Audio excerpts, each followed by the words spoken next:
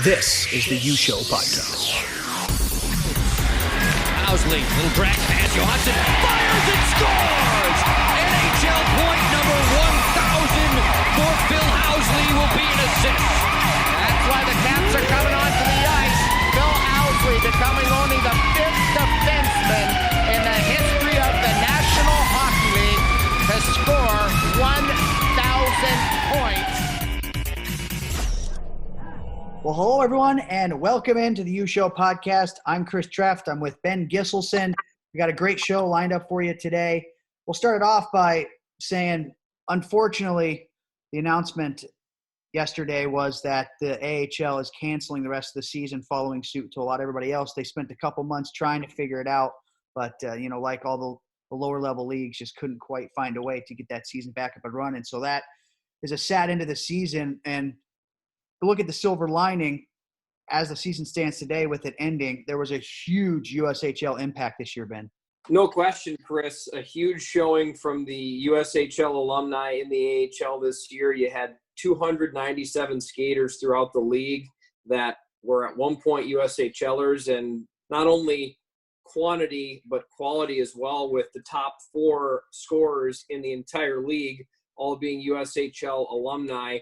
2 of those guys I got to see a lot of with the Iowa Wild, Sam Annis, who played in Youngstown, and then Jerry Mayhew, who played in Cedar Rapids. Mayhew was the top goal scorer in the league, and Annis led the entire league in points. And you look at this whole experience that we're in the midst of right now, and there's obviously some very grave and serious concerns with the virus and, of course, the health and the economy and lifestyles. But you think about, for some of these guys, not only from a team perspective, but guys that were having such incredible seasons, to not get to finish that and to not play the season out, it hurts. And that trickles all the way down to, of course, the USHL and other leagues and other sports that, have seen these seasons just come to an abrupt halt. And you think about high school seniors or college seniors and people that it was their last dance. And that's it's a real bummer, to say the least. But I'm sure that the players that are having to deal with this are going to look at it and say, it is what it is, and there's no taking away the seasons that these players had and the seasons that these teams had. But in conclusion, you're right, Chris. A huge showing by the USHL, and a great league in the AHL for development. Clearly, a great league in the USHL for development, as well as everybody's still trying to work to make those jumps to the NHL level, which so many players that we see on that list, we will likely see sooner than later wearing their NHL club logo. And I'm telling you, these USHL guys at the top of the list really made it easy for me to pick the alumni of the month each month, because the top 4 scorers were all alumni of the month. At one point, Annis, Reed Boucher with Utica, he had an incredible season, 67 points in 53 games. Mayhew, as you said, and then Josh Norris with the Belleville Senators, 61 and 56. So these guys really made an impact in the AHL, which will certainly lead to them getting opportunities in the NHL. I know Mayhew had an opportunity with the Wild this year, Boucher with Vancouver. So I know all these guys will have that opportunity with those NHL clubs, and it all stems from them being in the American League. And we were talking about it earlier when we were offline, just about how the American League has become such a strong league. I like to say it's the second best league in the world. Some might say, well, what about, European leagues and the KHL, blah, blah, blah. But the AHL is such a good hockey league, and these guys, will certainly make an impact in the NHL one day. And to see the amount of success that the USHL had in the AHL this year only leads to an amazingly bright future for those guys to also impact in the NHL, which, as a matter of fact, USHL had a great year in the NHL as well.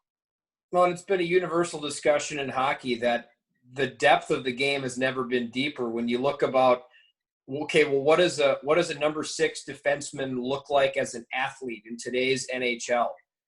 The days of the 6'6", 250-pound sluggish defenseman, which was a great era of the NHL, but those just aren't the days anymore now. You've got, everybody has to be able to move, everybody has to be able to think and make plays and be able to play an agile type of hockey, because that's where the game's trending, and that's why you're seeing the AHL be the way it is, because of the amount of depth that there is throughout hockey. And I think that's an excellent argument, Chris, in terms of what's not to say the AHL is not the second best league in the world. And obviously that's probably not something we'd ever be able to quantify. And people from the KHL or the Swedish Elite League or et cetera would probably be the ones arguing with us. But the guy you brought up again when we were talking before we hit the record button was Mikko Rantanen from Colorado. As you said, your words, a bona fide superstar. However, he did not come into the league right out of his previous team. Before he got to the Colorado Avalanche, he had to spend time playing with the Colorado Eagles. And when he was there, it's not like he was a point per game guy like these guys that we were talking about on the list, the top four. I mean, he put up good numbers, but it wasn't, outrageous numbers like these guys did this year. So, I mean, the future's bright for USHL alums, and hopefully maybe we see some of these guys go from the AHL to the NHL and maybe the Hockey Hall of Fame at one point. As there's my segue for you, Ben. Well done. Very, very well done. Cheesy segues aside, our guest for this episode, I don't know if we've gotten a bigger one yet. I don't know if we'll ever match this one in terms of stature and hockey credibility, but a guy that from the Minnesota connection, a guy that everyone in the hockey world knows, not only because he had probably the best helmet in hockey in the Jaffa, but the guy was an incredible U.S.-born hockey player. As today's interview is with Hockey Hall of Famer and current assistant coach with the Arizona Coyotes, Phil Housley. It's time to welcome in our special guest here on the USHL podcast, and it's a very special one here for this episode. Not only is he the assistant coach of the Arizona Coyotes, a longtime NHL defenseman, but a former St. Paul Vulcan in the USHL way back in 1981 and 82. Phil Housley, how are we doing today, sir? Doing well. How are you guys doing? You hanging in there? Oh, we're trying our best. That's why we're doing all these podcasts with some of the great folks that have experience with the USHL, such as yourself. For you, obviously, the Coyotes were fighting for a playoff spot right before the season took a halt, but now you're getting some downtime. What have you been up to during this break? Well, just really trying to, keep busy. I've been watching a little film. I know our place down here in Arizona is as clean as it's ever been, with organization. And because when I first got here, there's always some odds and ends that you can get to make your place better or cleaner or more organized. And I've been able to spend some time with my daughter, who lives right across the street from me, who's pregnant and is due at the end of July, and her husband works for the Coyotes as well. So we've been able to actually have some good quality time together, which we haven't been able to since my son-in-law used to be the strength and conditioning coach for the Florida Panthers, and now he's working for the Coyotes as a scout and does a lot of other different things for them. And so we've been able to just enjoy the weather. At least we were able to, go outside and walk and do some things in the backyard and try to enjoy the weather, but just trying to keep the spirits up. A silver lining that a lot of people we've talked to have said is they get a lot more time to spend with family. It sounds like you're running a similar path right now. Yeah, I mean, it's a tough situation. First and foremost, you want to stay safe and you want to do the right thing and, be a part of the community that's just trying to, try to take care of each other. And so been focusing on that. My wife made some masks for us, so we were ahead of the game. She can sew pretty well. So we've been trying to do our part. Multi-talented wife as well, Phil. I definitely wanted to, before we got into hockey, what's the politics game been like for you being married to a state senator in Caron for these years? And is it scarier in the politics game than it is going back for a puck with a 220-pound forward chasing you back behind your own net? Well, it certainly takes a unique individual, and she really enjoys it. She's a people person, and she wants to make a difference in the community back in Stillwater and Forest Lake area, and she's done some tremendous things. She just passed a huge bill for senior citizens, and also get the bar and restaurants open just recently, so they could sell a bottle of wine or a 6-pack of beer along with their takeout order, just to try to get things moving as far as business wise. But she's done a terrific job, and I listen to her. I don't try. I give her my feedback, but I try to stay out of it. But I do support her. She does a great job. So obviously the laundry list of accomplishments in your career is a lengthy one, second amongst American-born players, both in points in the NHL as well as games played. Got those 6 world championships under the belt, an Olympic silver medal in Salt Lake in 2002, but we're a USHL focused podcast. And back before any of that happened, you got your feet wet in the USHL with the St. Paul Vulcans. I want to go back to South St. Paul, where you grew up playing as a standout amongst standouts with the Packers. We know what the USHL has looked like today for kids growing up in the Minnesota area. What did it look like then in terms of how necessary was it for players to play in the USHL at the time to achieve their later on goals? Because today it's almost like you need to play some junior to get to where you wanted to get to. Back then, was it different? Yeah, it was a lot different, but today's day and age, there's so many avenues to develop your game, and USHL is a great league. But going back to me in my childhood, I used to go watch the St. Paul Vulcans at Wakota Arena when Doug Boog was coaching them, and they had some great players. Even the opposition that came in were outstanding, and I know they won a championship, and that's what really got me looking at watching more USHL. And then I got I was playing high school, and we didn't make it to the state tournament my senior year, which is something that still haunts me to this day. But that opened another door to me to play at the USHL, and nobody can ever say I didn't ride a bus, because I did ride a bus down to and all the Musketeers and the Sioux City. And so it was a great experience. And then I played in the playoffs, and against Austin. It was good, really good hockey. It was a great way for me to continue my development. I don't know if you guys know the story, but Scotty Bowman came to watch me in Augsburg, and there was a bunch of college scouts around, and he walked up to the college scouts and said, "I don't know what you guys are doing here. I'm going to pick them in the first round." So it was sort of funny, but there was a lot of great exposure for players back then, and I can imagine what it is like now, the opportunity and for scouts to go and watch games. But what a great league! What a great way to develop young players and push them forward, whether it's college or whatever avenue they take. But I really enjoyed it. And from that point, St. Paul Vulcans, I actually after that, I got a 2-game tryout for the national team in Germany, and I made the team. So I was on the U.S. national team while I was still in high school. Thank God my school at South St. Paul, Dave Metzen, my superintendent, allowed me to go to Mississippi to play in that. But I think the USHL had a lot to do with that, knowing that I had an extended schedule from my high school to the USHL, and it brought me another opportunity. How physical was that league then?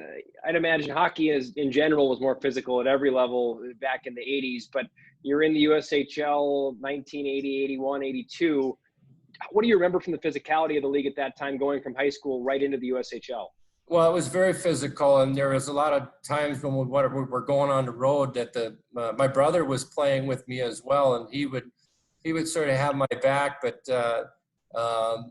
he would just tell me, watch out for this guy, watch out for this guy, and you just had to keep your head up, and you tried to use your tools and your speed to avoid any crunching hits. But it was very physical. There was a lot of fights. A lot more than there are today, and but that created a lot of character. It created some toughness, and roughened the edges a little bit as you move forward in your career. Are there names that you remember, whether it be from the Vulcans or the Musketeers or the Buccaneers or any of the USHL teams that you played against or guys you played with, when you think about your time there, that maybe other fans of the USHL now might remember, names that are recognizable? Well, I know my brother, Larry Housley. I know Johnny Weaver from Stillwater was on the team, but it's a long time ago. I had 5 concussions. I can't remember, but going back in the days that I used to watch it, you had Paul Holmgren, TJ Gorence. There's a lot of guys at St. Paul, even the Bloomington Junior Stars with Gary Sargent, Greg Dibble, a goaltender from up north, and it was outstanding. I remember the big brawl they had St. Paul and Bloomington that John Sawchuk knocked out the goalie with his mask on, and it was pretty crazy. But I don't remember a lot of the players I played against because I was probably so focused on my own game. But really, really good hockey. So many sensational chapters in your career, Phil. Where does the USHL fit in there? What do you think was the major role that it played in launching you into the success that followed? Well, I think it just gave me an opportunity to continue to develop. When you're a high school kid playing against 20-year-olds, it's a great test, and you have to mature and grow up pretty quickly. And that's what it did. It made me mature. It made my game better because the game was faster. And I thought I could keep judging myself even from those little stints playing in the World Junior during high school, finishing out my high school career, and then being able to play. I think I played 10 or 12 games in the USHL in the playoffs. So I really enjoyed it. I think it's a great development. There's a lot of leagues out there that can continue to get guys developed because everybody develops at a different rate. And obviously USHL is a tier 1 top league in the United States. And that's where you want to be when you want to go develop. When you're coming from high school and you're moving forward, you want to play in the USHL. That is the premier league in the United States. As a coach, you're obviously not doing a lot of the scouting or much of the scouting yourself. You're getting reports from the many scouts that the Coyotes have at their disposal. But do you get to see any film? Do you get to see any examples of what the USHL looks like today in the midst of your busyness? Yeah, I think when there's times when they're trying to make a decision, like in the draft or and it just maybe it's a long shot player, they're taking a look. You'll be able to get some video, but this year I haven't gotten any, obviously because of what's been going on. But our scouts do a terrific job. I mean, every team in the NHL has great scouting staffs, but ours has done a really good job and trying to find the right player that fits for our team. And but I hear through the grapevine. I talk to a lot of people, and it's good to see that the league is really strong, and the development program's part of that. I think that's great. Little niche for the USHL to get some exposure for some kids. What would your message be to USHL players to try to make their way onto the screens or into the eyeballs of a coach like yourself or the scouts for the Coyotes?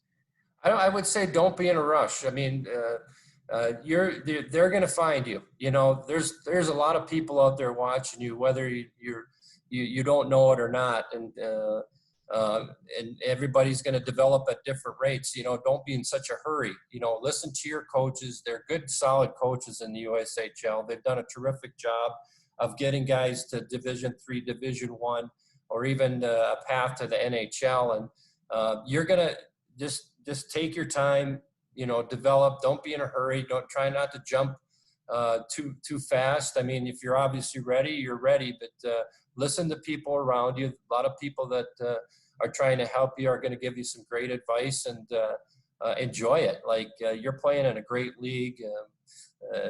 You get to play against good competition and really enjoy the challenges as you develop as a young player.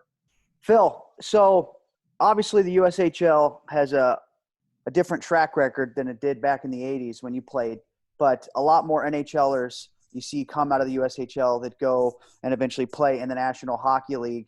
Obviously, it's a different game. It's a different style. A lot of the people we've talked to and asked the same question have said they just think that USA Hockey as a whole is the reason why so many more USHL players make that path to the National Hockey League. And you being a guy that's so engraved in USA Hockey, would you agree with that statement? Yes, I totally agree. You know, going back to the question that was asked previously, I think players are sometimes too much in a rush, and now this league at this point in the world is very, very solid. I mean, it's a good stepping stone for kids. I mean, you think about what you are when you're a kid and you're playing in your respective amateur, high school, or maybe it's junior. Where do you want to go? And this is a great developmental league. And I think just overall, U.S. players in general, you see more and more percentages going up in the NHL, and it's because the leagues like the USHL. I'm going to give a little shout out to the development league, because it is a very good way to develop too. When you're playing in that league or with that team, they've got terrific coaches, and it's part of the USA Hockey program. But the USHL is a very, very solid league, and the development program's not for everybody. It takes a certain individual, but you certainly have some proximity with the USHL teams, and there's some very, very good competition. And I think that's one of the best developmental leagues. Well, it is in the United States. Before we get to your coaching prowess, Phil, I've just got 3 questions for you that I think our fans would enjoy to hear you chat about your playing career. As I said before, we'd love to get into all of it, but for the sake of all of our times here, we should keep it brief. Okay. But talking about, first off, the Jaffa Helmet, it's something that you are synonymous with, right? I mean, you might even argue that I'm not sure who's more synonymous with it, whether it's Teemu Selanne or yourself. Of course, you famously brought it out at your Hall of Fame induction ceremony to talk about it. Can you elaborate on the bond that you share with the Jaffa Helmet and all the wars you've been through with it? Well, I think it was sort of a signature piece that, after my time in Buffalo and I got traded to Winnipeg, Bauer and Jaffa were one, and they had this new helmet, and I really liked it because it was really light. I know that a lot of guys picked on me, but then there's some other players that started to wear it, like Mario and Yager and Solani. So I said, well, I think I'm okay. I can stay with it. But, just a little bit of promotional, but I did enjoy that helmet. And like I said, I brought it as a enjoyed that. And indeed, I had to bring it up because I know it's been a big part of your story. A signature piece is a good way to look at it. From a accolade standpoint, one of the big ones that would stand out in anybody's mantle is an Olympic silver medal. That 2002 gold medal game, Canada, the players that were on that roster, the U.S. team, the players that were on that roster. Where does that sit on your mantle of accolades in terms of, with the rest of all that you've achieved in your career? Where does that silver medal sit? Obviously, you wanted gold, but no matter what a moment that had to be representing the country at the Olympics and to achieve what you guys achieved in Salt Lake. Well, it was a great redemption for me, because I was sort of shunned on the '98 team, which after what happened in Nagano, I was like, well, maybe I didn't want to be a part of that team. I definitely would have been like to have been part of that team, and that gave me some extra motivation. And even at a older age, I kept working hard and was able to play for Herb Brooks, and that's got to be a memory right up there. I thought I played some of my best hockey in that tournament, and we had a great team, and that team, we sort of grew up together through the '90s, and we became pretty close in the World Cups and then the Olympics. But you get disappointed not getting the gold medal, because that's what you strive for, obviously. But after after time goes by, it's a really great accomplishment to have a medal, number one, and then have a silver medal as part of being a part of the Olympics. But it was a great tournament. I mean, we were up 2-1 after one, and things looked good, and we had an opportunity to tie it up late against Canada. But they had a great team. I mean, their defensive core was very solid, and we lost Keith Tkachuk against the Russians in the semi, so that really hurt, because he was a force for us, and he could go and be physical against the Canadians, and he was a big piece that we missed. But all in all, something that I've really enjoyed and to be a part of. Hockey Hall of Famers have an inner drive. There's a select few that get to where you and a very other select few members of the Hall of Fame have made it to, that is being inducted. They all have that drive to be the best at their craft. I heard the other day a quote from Cam Neely. He was talking about looking ahead at his career when he was young, and he didn't really ever dream of all that he accomplished. He just wanted to play the game of hockey. Where does Phil Housley lie on that spectrum in terms of, did you always know you were going to drive to do what you did? Or was it just, I love playing this game, you're committed to it, you obviously wanted to be the best, but then it was kind of a byproduct of your love of the game, all the success that you had? How would you answer Well, that? initially, when you come into the league as a rookie, you're just trying to survive, and you're trying to prove yourself. And then you think about, God, if I can play this game till I'm 25, I would have done something. And then time goes by, and I think you're into the competition, you're into the day-to-day operation and camaraderie of your teammates. And you enjoy. I mean, it's fun to score. I mean, and it's fun to win. So I don't know. You don't know when you look back. You don't say, "Geez, I did this. I'm playing to get in the Hall of Fame." You don't think that. You're just in the day to day. Just enjoying the competition, the competition, but the challenges that you have.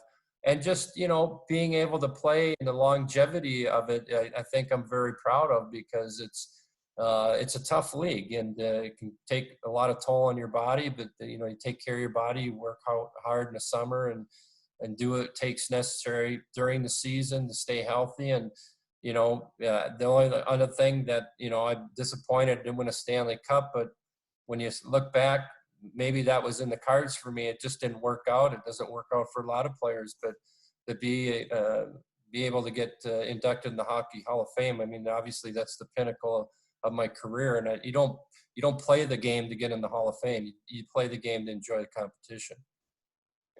Well, the longevity was indeed incredible. Almost 1,500 games later, the career does come to a close, and you take a year away from the game before getting behind the bench with the Stillwater Ponies in Stillwater, Minnesota for high school hockey. Was that for you a part of a plan to eventually make it towards an NHL coaching career, or was that more or less just something to stay involved in the game while you were back when in I Stillwater? retired, Lou Verrill from USA Hockey called me the November of 2003 and said, "Hey, we made a coaching change on our development program. We're having a Four Nations Cup in Switzerland. I want you to co-coach with me." And I came out, and this team was really good, obviously. And I just enjoyed being behind the bench. It was the closest place you could be without playing the game, and you felt the emotions and the roller coaster. And I said, I want to do this. This is something that can keep me involved in hockey. And I applied for the Stillwater high school job and was able to get the job. And the one reason I wanted to stay around home, because I didn't get to see a lot of my kids. When I was in Chicago, they stayed in Minnesota because my daughter was getting to be at that age where I didn't want them to move anymore. So I played 2 years in Chicago, and I was able to go back and forth to Minnesota, but I wanted to be a part of their lives. And this was a big part of the reason why I stayed in Stillwater. And I really enjoyed my time there. It really taught me to be patient. And, as time went by, I got opportunities with the World Junior team and then the head coach of the World Junior team in 2013 when we won the gold medal, and more doors opened up eventually. And I thought it was time that I could get to the NHL because my kids were graduated at that time. So I really enjoyed that time in Stillwater. It was a great challenge. And just to teach kids to play the right way. So you end up as the head coach then of the Buffalo Sabres after some time in Nashville, some successful time in Nashville as an assistant there. What surprised you most about becoming an NHL head coach? Was there anything that came with the job detail that you went, boy, I didn't think this was going to be a part of being a head coach in the NHL, yet here I am doing this today in Buffalo? Well, I mean, I had a really great time in Nashville, and some good people that I was be able to coach with Barry Trotz and Peter Laviolette, terrific coaches in their own right, and then getting the opportunity to be a head coach. I mean, that's a pinnacle thing where you're at the helm. And I think the biggest thing for me, administratively or being organized, I do a really good job of that. But it's just a day-to-day message that you have to bring to the players and what you got to sell. And obviously, it was a tough job. The culture had to be changed. We tried to change that in the 2 years I was there, but I really enjoyed the challenge. The day-to-day, you're always on. There's never a time where you're coming in that room where you got to be off. You got to be really on in your message and having good relationships with the players. And it didn't work out, but I really enjoyed it. It was a great challenge for me. Lastly, for me, a personal question as someone who used to be on the blue line on your 1991 born AAA Minnesota Iceman. A long time ago now. I'm starting to date myself. This was back in the early 2000s, but some AAA hockey in the summer. Your son, Wilson Housley, was on the team, had some fun trips up to Canada, playing against some good opponents up there. Do you have any memories that stick out to you about those days when you were really just coaching for fun at that time in the summer with some young kids? I enjoyed it. I thought we had a great group, and you were a big part of that, Gus. I really enjoyed your dad and the Rileys and Kai Deering, who really he was our general manager. But he was. Yeah. The biggest thing for me was when we made an adjustment against, I can't remember the Minnesota. Do you remember the team? Could have been the Rockets, or I'm trying to think of some of the teams we always butted heads with. Who was the Rockets, the Blades? Blades. Okay, we made an adjustment, and we went to a 1-4, and it frustrated them so much, and we should have won that game. And you guys really enjoyed it, making those. I remember it well. Yeah. We had a great group, and Letty was on our team, but I remember going up to Canada and how big those kids were. Oh my gosh. I don't think I ever got hit as hard as I got hit in that tournament. I vividly remember it. I really do. Yeah. In Montreal and Winnipeg, I was like, wow, there's some good players out here. But I really enjoyed it.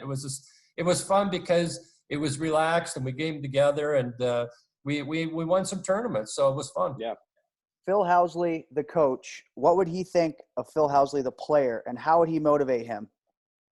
Well, I don't think you'd have to motivate Phil Housley. I think he was the type of player that enjoyed the competition and wanted to be the best player on the ice. The thing I would tell Phil Housley is you got to make sure you pick your spots because Phil Housley was up the ice a lot. So on the attack, but just – I think in today's game, your defense have to be so much a part of your attack now because every team is structured. So you got to try to find a way to create that odd man situation, and your D-men have to be involved. And I think you can see a lot of the teams, the D-men are even in the cycle in the offensive zone are ending up behind the goal line, which is fine because you want to have that 5-man cycle mentality. But I think just picking the spots, you don't have to be up the ice every shift. Just wait your turn, read the game, see the game, and then when you see that opening, take it. So you would have been your own favorite player is what you're saying. No, I would say I would really enjoyed coaching Phil Housley because I think he understood the game. He had a good IQ. And there's a lot of players out there like that could read the game, but I think I would tell Phil Housley, be better positionally, not only in your own end, but just reading the attack. Well, Phil, thank you very much for your time today. I know you got a busy schedule going right now with your family. So for you to take a few minutes for us, we really do appreciate that. And we appreciate all you've done for USA Hockey, for the sport of hockey in general. You're a great ambassador to the game. And this has been a privilege just to speak with you. So thank you again for your time. Hey, thank you guys for having me. I really enjoyed it. Keep up the great work. You guys are doing a great work selling the game for the USHL and exposing the game. Also, guest, it was a great pleasure to coach you, and make sure you say hi to your dad for me. But hopefully this will end soon and we'll get back to work. And I wish all you guys the best in the future here. Right back at you, Phil. The appreciation is shared here as well. It was a privilege to not only chat with you here today, but to wear a sweater for your team many years ago. So this has been a treat. Thanks, Phil. Thank you, guys. Huge thank you to Phil Housley for being so gracious with his time. I'm always blown away to have people on here, how willing they are just to sit down and have a discussion and not rush out of our private conference call here. You know what I mean? it's always been a really fun time to sit down with these guys and to talk at the length we're getting to talk to with them. It's been just outstanding. So, and thanks to Greg Dillard as well, the Arizona Coyotes, for helping get that set up. It was just a treat. I think Phil would have went for a couple of hours if we could, right? Well, and the thing that and I even remember this about when I played for him for just, I think it was a brief 2 summers. We talked about that at the end a little bit. I remember thinking, and I was 12, 13 at the time, but he's so well-spoken, right? It's no surprise that his wife is in politics. Those two together must be able to just completely run a room.